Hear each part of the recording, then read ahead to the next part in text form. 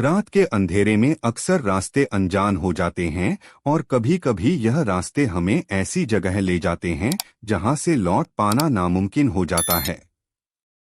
यह कहानी एक ऐसी ही बस यात्रा की है जिसमें सवार होने वाले यात्री कभी अपनी मंजिल तक नहीं पहुंच पाए। रात के करीब 12 बजे थे। वीरेंद्र बचे थे। अनुराग, जो कि एक कॉलेज स्टूडेंट था, अपने दोस्त अमन के साथ घर लौटने के लिए इस बस में चढ़ गया। दोनों ने सबसे पीछे की सीट ली। बस में कुल मिलाकर 10 से 15 यात्री थे। कुछ मजदूर, एक बूढ़ा आदमी, एक औरत अपने बच्चे के साथ और एक आदमी जो खिड़की के पास बैठा बाहर देख रहा था। कंडक्टर, जो अधेड़ उम्र का था, टिकट काटने लगा, लेकिन जैसे ही उसने उस खिड़की के पास बैठे आदमी से टिकट मांगा, वो आदमी बिना बोले बस की छत की ओर देखने लगा। कंडक्टर ने दोबारा पूछा, लेकिन आदमी ने कोई जवाब नहीं दिया। अजीब आदमी है, कंडक्टर बड़बड़ाया और बाकी यात्रियों को टिकट देने लगा। बस का ड्राइवर, जो थोड़ा घबराया हुआ लग रहा था, इंजन चालू करता है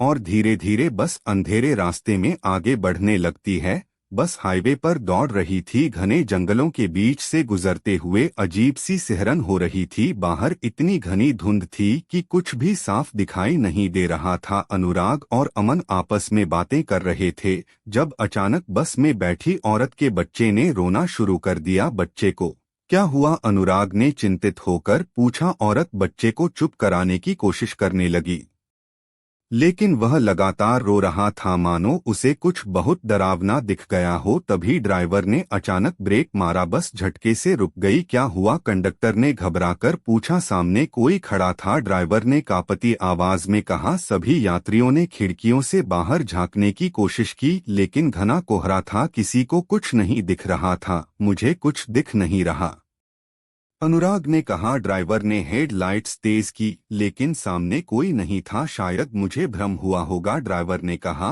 और बस को फिर से स्टार्ट कर दिया। बस जैसे ही आगे बढ़ी, खिड़की के पास बैठा आदमी हंसने लगा, लेकिन उसकी हंसी असामान्य थी। कंडक्टर उस आदमी के पास गया। क्यों भैया, अकेले अकेले क्यों हंस रहे हो? आदमी ने धीरे से अपनी गर्दन घुमाई। उसकी आंखें सफेद थी, बिना पुतलियों के। कंडक्टर पीछे हट गया। तभी अचानक उस आदमी का शरीर हिलने लगा और वह सीट पर ही कांपने लगा। उसकी हड्डियों से चरमरा की आवाजें आने लगी। भगवान की कसम, यह आदमी ठीक नहीं है, एक यात्री चिल्लाया। अगले ही पल वह आदमी जमीन पर गिर पड़ा और उसके मुंह से एक काले रंग का धुआं निकलने लगा। बस के अंदर अफरातफरी मच गई। लोग इधर उधर भागने लगे। ड्राइवर ने बस रोकनी चाहिए, लेकिन ब्रेक फेल हो गए। हम रुक नहीं सकते, ड्राइवर चीखा। बस बिना रुके आगे बढ़ रही थी, मानो किसी अनदेखी शक्ति के नियंत्रण में हो। बस अब किसी अनजानी जगह पहुंच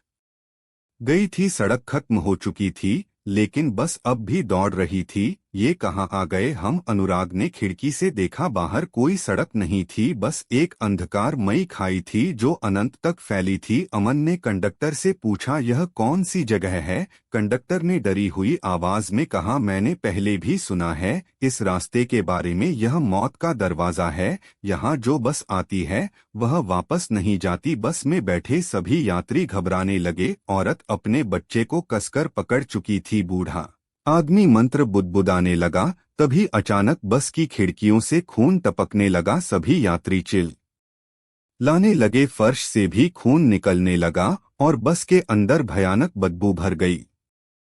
तभी वह रहस्यमयी आदमी जो जमीन पर गिरा था अचानक उठ गया। अब उसका चेहरा पूरी तरह बदल चुका था। वह एक इंसान नहीं बल्कि एक भूतिया रूह बन चुका था। उसके नाखून लंबे और पैने हो गए थे। उसने सबसे पहले कंडक्टर पर हमला किया और उसकी चीख बस के अंदर गूंजने लगी। एक एक कर सभी यात्रियों को वह रूह मारने लगी। अनुराग और अमन ने बस के दरवाजे से कूदने की कोशिश की, लेकिन दरवाजा नहीं खुला। ड्राइवर भी अब जिंदा नहीं था। तभी अचानक एक जोरदार झटका लगा और बस किसी खाई में गिरने लगी। अनुराग और अमन ने अपनी आंखें बंद कर ली। सुबह के अखबार में एक खबर थी, वीरेंद्र, कल रात यह बस एक पुराने खंडहर के पास टूटी फूटी हालत में मिली, लेकिन उसमें कोई भी नहीं था। चौंकाने वाली बात यह है कि यह बस 10 साल पहले एक दुर्घटना में गिरकर खाई में समा गई थी और तब से इसका कोई पता नहीं चला।